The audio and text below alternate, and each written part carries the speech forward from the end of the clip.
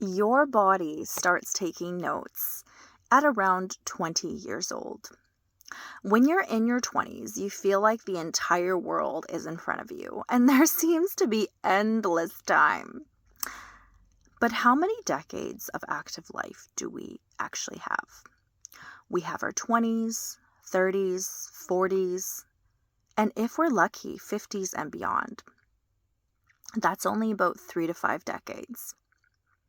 Looking back on my 20s, there would have just been a few things I would have done differently that could have been entirely life-changing. The 20-year heart pumps more blood with less effort than a sedentary heart. And this rings truer the older you get.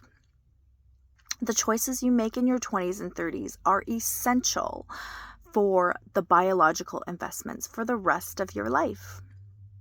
At 20 years old, your body has written its own default settings, but it's still malleable and it can still change with not much resistance.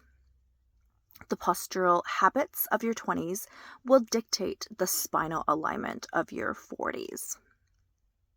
The flexibility that you maintain now will determine your functional reach in your middle age.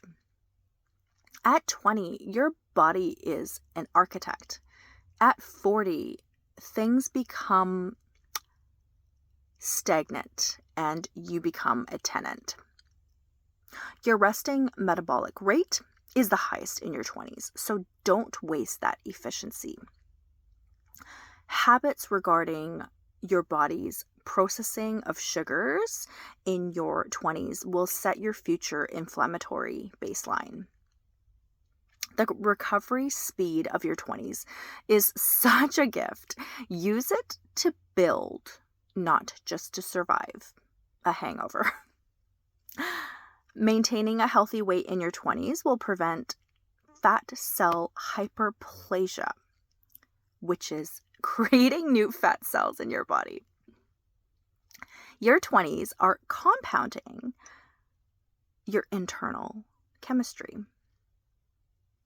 Risk-taking in your 20s also builds neurological flexibility.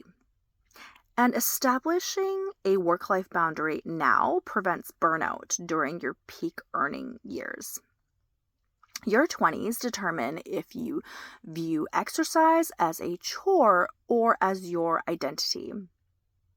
And your early career hustle sets the trajectory of your